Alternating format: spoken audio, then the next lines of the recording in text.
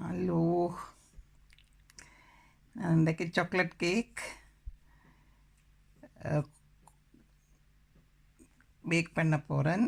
அதுக்கு என்னென்ன சாமான் தேவைன்னு சொல்கிறேன் பாருங்கள்.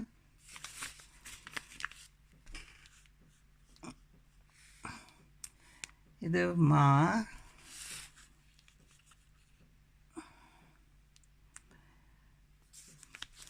வந்து 500 கிராம். அதில் நான் கணக்கு பார்க்கல ஒரு 10 கிராம் குறைச்சி தான் எடுப்பேன். அது நான் உங்களுக்கு இன்னொரு கேக்கில் சொல்கிறேன். சுகர்,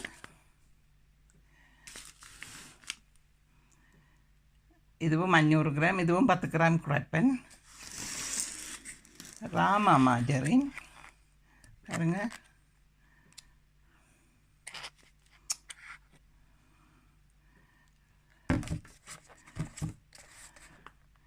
இதுதான் ராமா மாஜரின். நான் பட்டரில் சுடுகிறது குறைவு, மாஜரின் டேஸ்ட் கூட. இந்த மாஜரின் வேண்டுனீங்கன்னு சொல்லி சொன்னேன். ராமா மாஜரின் இது வந்து இப்போ 400 கிராம் தான் வரும் பேக்கெட்டில். 400 கிராம் தான் வரும். ஆனால் நான் 500 கிராம் சுட போகிறபடியாக 2 எடுத்துருக்கேன். அதிலிருந்து 100 கிராம் எடுக்க. கக்கா புல்வா, இந்த கொக்கோ பவுடர், இது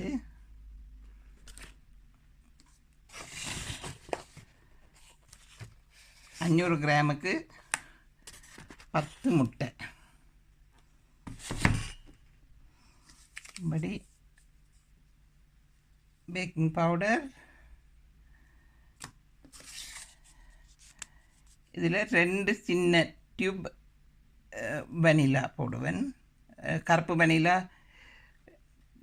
செல்டன், அது வந்து நான் நெடுக பாவிக்கிறேன் இல்லை, இதுதான் கூட கேக்குக்கு பாவிக்கிறது. 2 சின்ன வனிலா.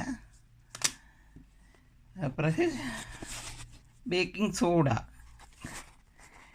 சோடா ஒரு ஹாஃப் டீஸ்பூன் போடுவேன். இது போட்டால் தான் கொஞ்சம் எலும்பி வரும். அதை விட ஒரு கொஞ்சம் பால், அது வந்து ஒரு சின்ன கப்பில் போட்டிங்கன்னா ஓகே. நான் போடைக்குள்ள அளவுகளை காட்டுறேன். ஒரு சின்ன மாற்றம், இந்த பேக்கெட்மா நான் உங்களுக்கு காட்டினேன். இது ஃபர்ஸ்ட் டைம் எனக்கு வந்தது. நான் அரிக்கிற போது பார்த்தா கோதுமையோட தோல் எல்லாம் அதுக்குள்ளே போட்டிருக்குறாங்க. அப்புறம் தான் வாசித்து பார்த்தேன், இதில் போட்டிருக்கு. அதை நான் எடுத்துட்டு இப்போ நான் நார்மலாக நெடுக பாவிக்கிறம்மா வந்து இது நீங்கள் பார்த்து வேண்டேக்க இந்த பேக்கெட்டை பார்த்து வேணுங்க. இல்லை டயமண்ட் அப்படி நல்ல மெட்டமாக பார்த்து வேண்டலாம். இது வாங்கினீங்கன்னா படிவாக பார்த்து வேண்டுங்க. கிளாசிக் கண்டு எழுதி இருக்கு. அல்லது நீங்கள் எப்பயும் ஆல் பர்பஸ் ஃப்ளவர் எதுவும் பாவிக்கலாம், பிரச்சனை இல்லை.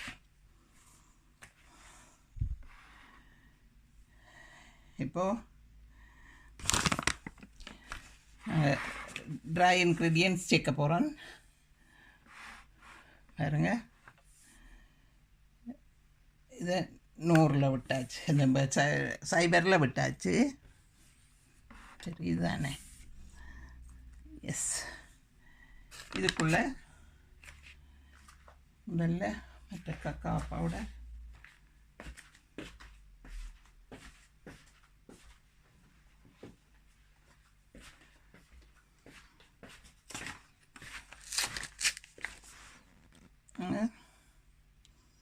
இந்த கொக்கோ பவுடர் 100 கிராம் தான் இந்த பெட்டியில் இருக்கும். இந்த ஃபுல் 100 கிராமும் நான் இதுக்கு யூஸ் பண்ணுவேன், 500 கிராம் சாக்லேட் கேக்குக்கு.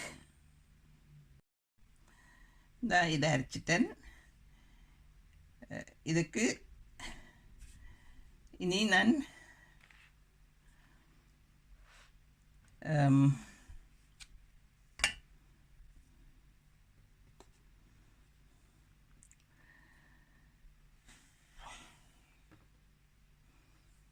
நானூற்றி 90 கிராம் தான் நார்மல் இல்லாமல் வரணும். இல்லை 100 கிராம் போட்டபடியாக இன்னும் 390 கிராம் மா போட போகிறேன்.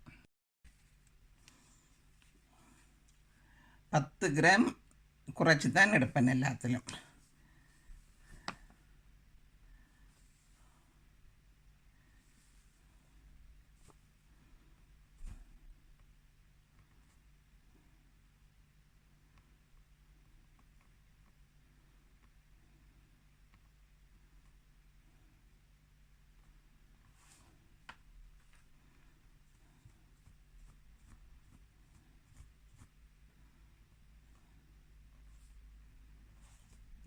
$390 இதோட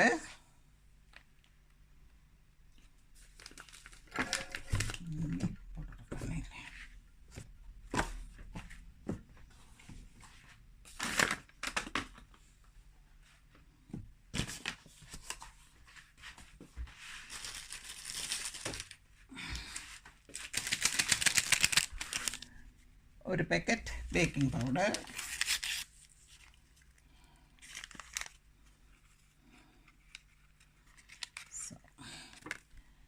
மற்றது பேக்கிங் சோடா 1/2 டீஸ்பூன்,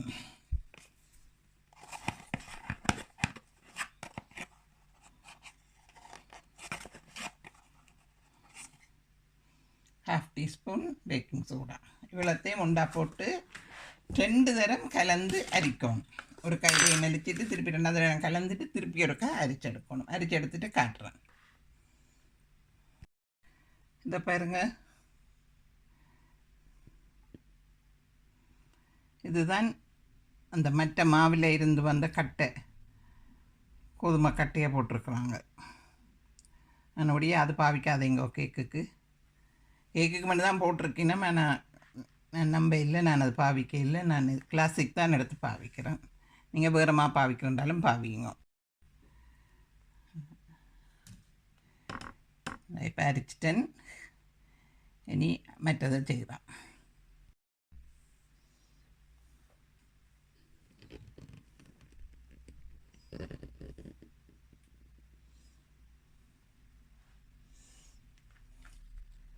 என்ன பாருங்கள், மாஜரின் போடுறேன்.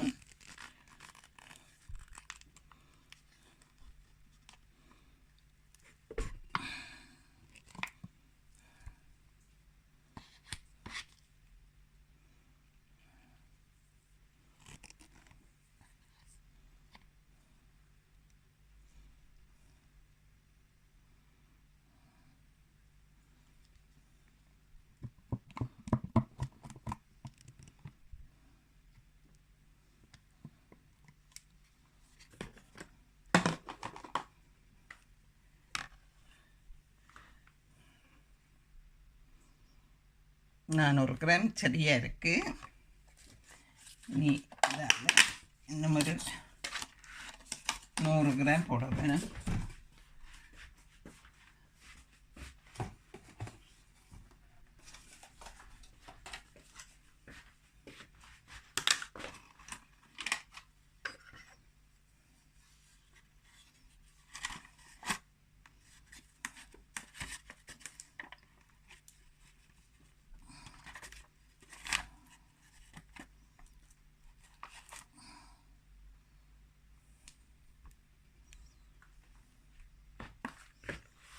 $475.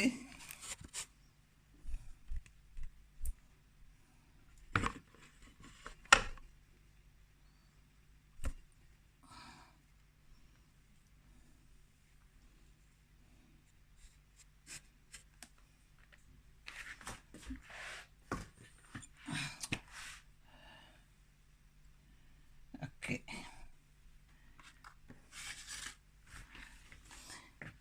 இப்போது 500 கிராம் போட்டாச்சு. சாரி 500 இல்லை, இதை வச்சுட்டு நிறுத்திட்டேன்.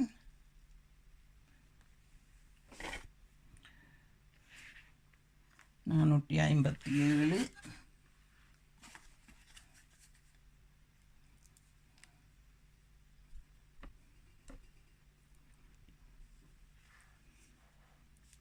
$72.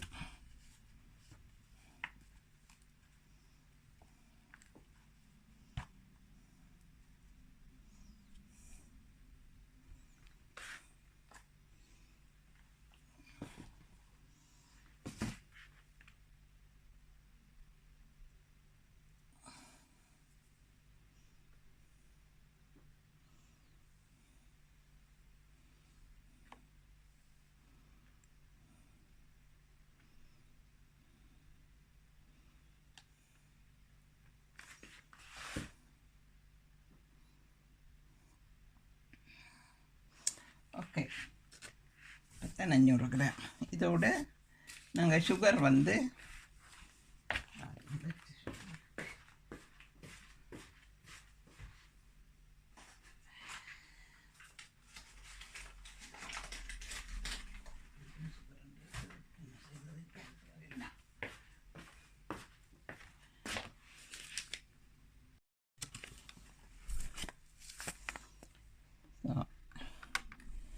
சைவராக்கிட்டேன். இனி சீனி 490 கிராம்.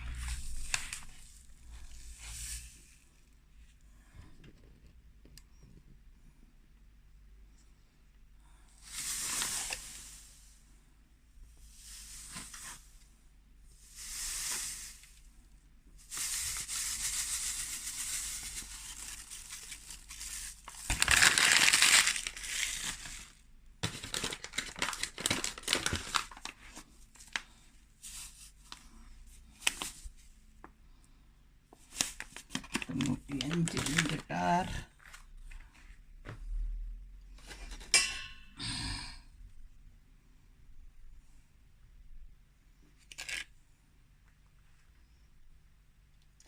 சரியாக இருக்கு. 490. ஓகே, இவ்வளோ தான். இப்போ இனி முதல்ல பட்டரையும் சீனியையும் நாங்கள் க்ரீமாக அடிக்க விட வேணும். ஸ்டார்ட் பண்ணிட்டு காட்டுறோம்.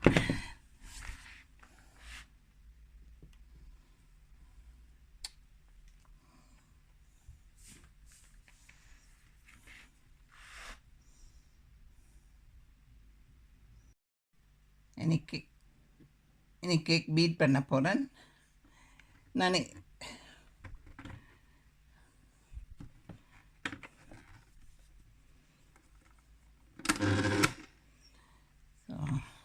இந்த கம்பியால் தான் முதல்ல அடிப்பேன். நல்ல க்ரீமியாக இருந்தனைக்கும் இந்த கம்பியால் நான் அடிப்பேன். என்னட்ட கிச்சன் எய்ட் ஒன்றுமே இல்லை. நான் 15 வருஷமாக இந்த மெஷின் தான் பாவிக்கிறேன். பாஷ். எனக்கு இதுதான் நல்லதாக தெரியுது. கிச்சன் எய்ட் யூஸ் பண்ணி பார்த்தேன்னா பிடிக்க இல்லை. அதால் இந்த மெஷின் தான். இது நல்ல எனக்கு உழைச்சி கொடுக்குது. இப்போ இந்த மெஷின் வயசு வந்து 15 வருஷம். இதே போல் இன்னொன்று வச்சுருக்கேன். ஒன்று பழுதானோ ஒன்று வேணுமென்னு சொல்லி. ஆனால் இது திறமான மெஷின். ஓகே, இது இப்போ போட்டுட்டேன். மூடியை போட்டுட்டு முதல்ல ஒன்றில் விட்டு சுத்த விட்டால் கலந்து கொண்டு வரும். அடிக்கொண்டு இருக்கைகளும் இடையிடையே நிப்பாட்டி கரையில் உள்ளது வலிக்கு நடுவில் கொடுக்க வேணும்.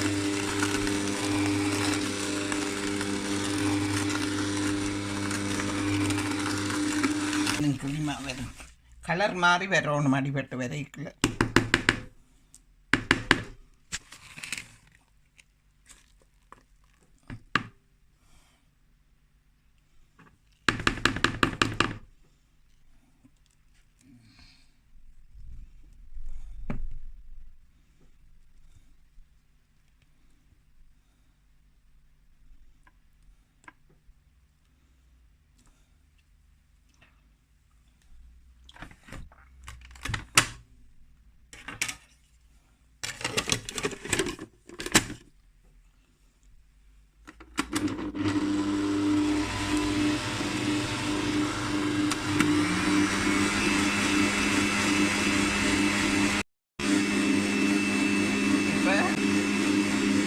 நல்ல க்ரீமாக வந்துட்டுது.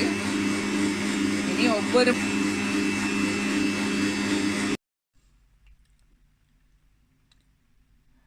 மெஷின் சத்தமாக இருக்குது, அதால் நிப்பாட்டிட்டு சொல்கிறேன்.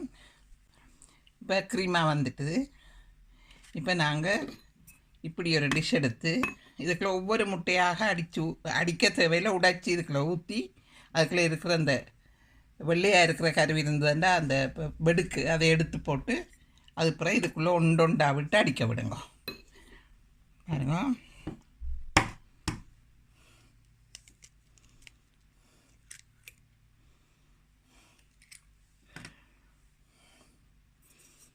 பாருங்க. இதை பற்ற எடுத்துட்டு அடிக்க விடுங்க. இப்படி ஒவ்வொரு முட்டையாக விட்டு அடிக்க விடுவோம். ஒரு முட்டை கொஞ்சம் நல்லா அடிஞ்ச பிறகு தான் மற்ற முட்டை விடுவோம்.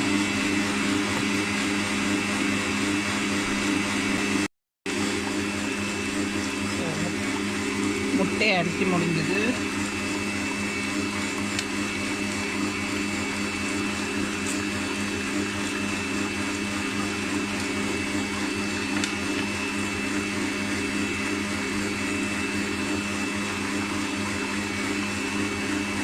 நாங்கள் 2 டியூப் வனிலா இதுக்குள்ளால் விடுவோம்.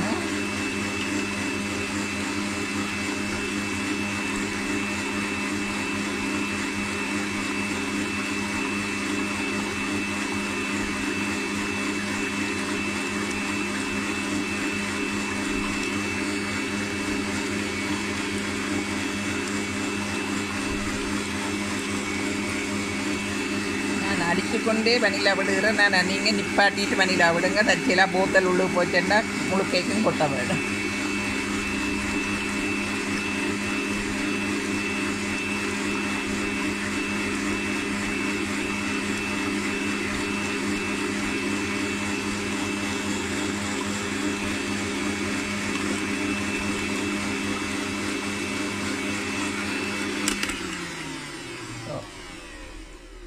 முடிஞ்சது. எடுத்து காட்டுறேன்னு பாருங்க. எடுத்துட்டு ஒருக்கா வலிச்சிட்டு ஒரு கொஞ்சம் நேரம் சுத்த விட்டுட்டு கலக்கலாமே.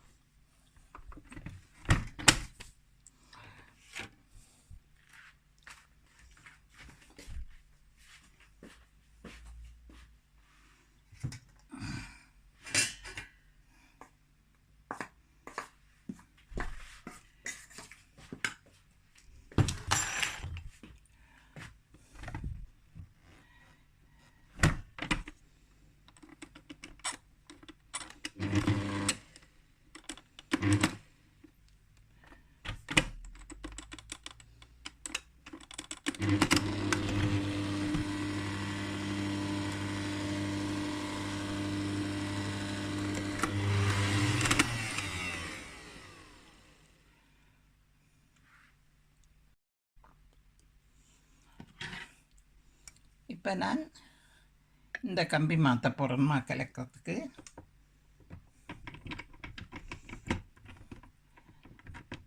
நார்மலாக இந்த இதாலும் கலக்கலாம், ஆனால் வடிவாக கலப்படாது. இதில் விட்டுட்டு ஒன்றில் விட்டு ஸ்லோவாக கொஞ்சம் கொஞ்சமாக மாவை போட்டு கலந்தால் ஒன்றும் செய்யாது. இல்லைன்னா கையால் கலக்க வேணும். கைக்கு க்ளவுஸ் போட்டு கையால் கலக்கணும். இப்படி கலவங்க பிரச்சனை இல்லை.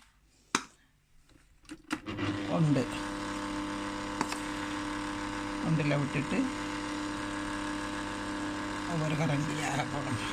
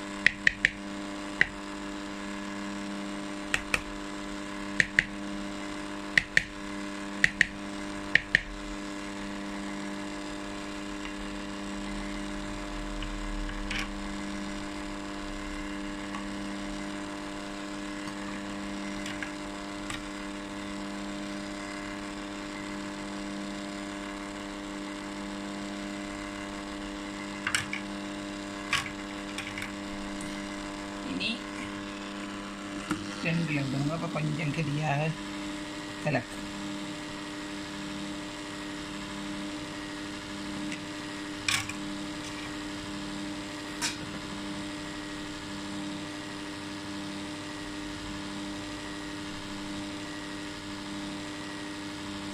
இவ்வளோ மடித்து கொண்டு வர பால் இருக்குது.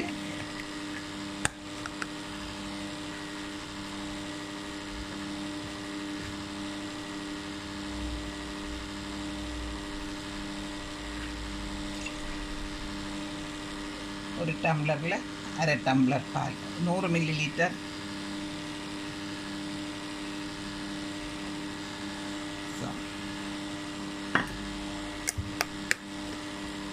நூறு மில்லி லிட்டர் குறையவும் விடலாம். 100 மில்லி லிட்டர் விட்டாலும் ஓகே.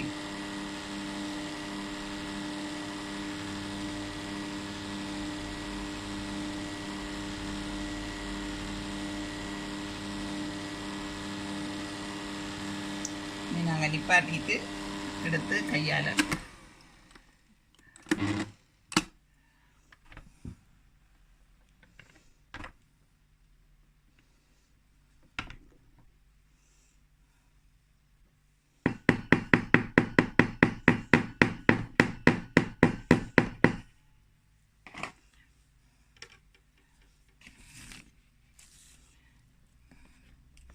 அப்படியே ஒரு பக்கமாக சுற்றி கட்டி இல்லாமல் குழைச்செடுக்கணும். கட்டி இருக்காது, ஆனால் வடிவாக கலந்தெடுத்தா. இந்த மிஷினால் மா போட்ட பிறகு கன நேரம் அடிக்காதுங்க.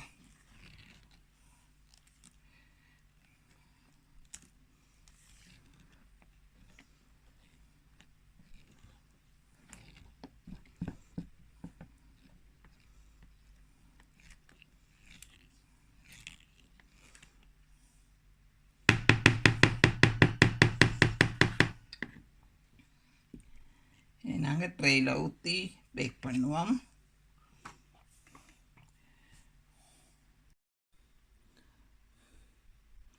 இது பேக் பண்ண போகிற ட்ரே.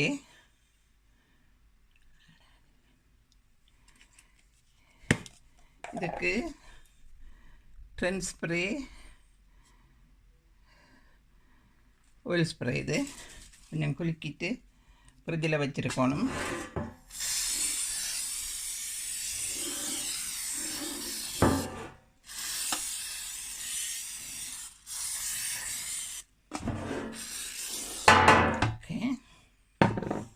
இதை ஸ்ப்ரே பண்ணிவிட்டு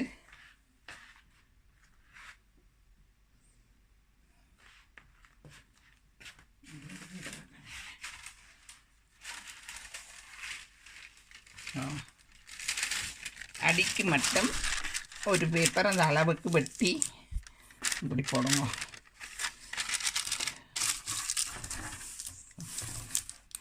சைட் பிரச்சனை இல்லை. அடிக்கு மட்டும் பேப்பர் போட்டுட்டு இன்னொரு அதுக்கு மேலேயும் ஒரு கொஞ்சம் ஸ்ப்ரே பண்ணி விட்டிங்கன்னா கலரும் டக்குன்னு.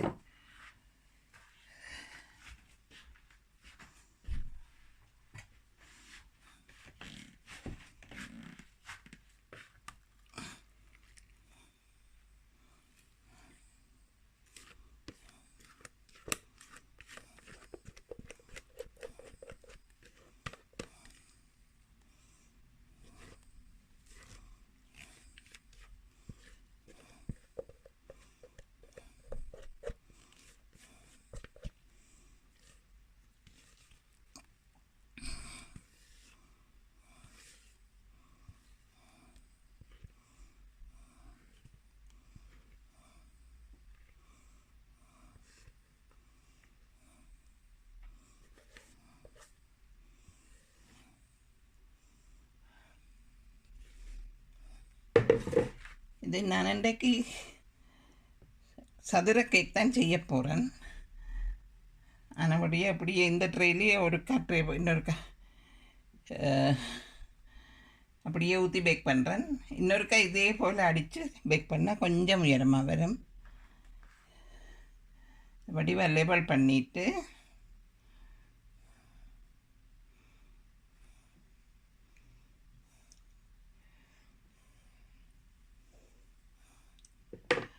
இதை இப்படி தூக்கி இப்படி 2-3 தரம் போட்டு விட்டிங்கன்னா அதுக்குள்ளே இருக்கிற காற்றெல்லாம் போயிடும். இவ்வளோதான். இனி நாங்கள் அவனை 160 to 170 மேக்ஸிமம் 170 போதுமே என்று கேட்டால் மெல்ல மெல்லவாக தான் வேணும். கொஞ்சம் இது வந்து கொஞ்சம் நின்று வந்தால் தான் நல்லா இருக்கும். நான் 170 விட்டுருக்கிறேன். உங்களோட அவனை பொறுத்து எப்படி இருக்குன்னு பார்த்து நீங்கள் அதுக்கேற்ற மாதிரி அட்ஜஸ்ட் பண்ணி விட்டுக்கொள்ளலாம்.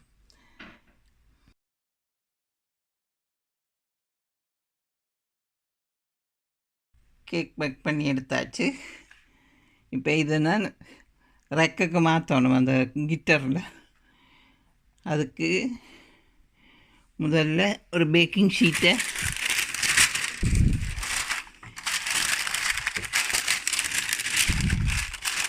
இதுக்கு மேலே அப்படி மூடிட்டு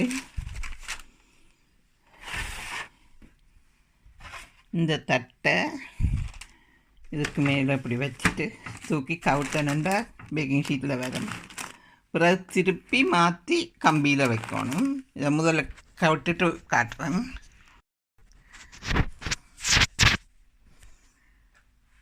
கவுக்க முன்னம் இதை நீங்கள் எப்படியே ஒரு கத்தி வச்சு, கத்தியோ இல்லை ஒரு பிளாஸ்டிக்கோ என்னவோ வச்சு இந்த கறியை எடுக்க அப்படி எடுத்து விட வேணும். இல்லாட்டி சில போல் கரை பிஞ்சு கொண்டு வந்த கொஞ்சம் ஆறுனா ஓகே.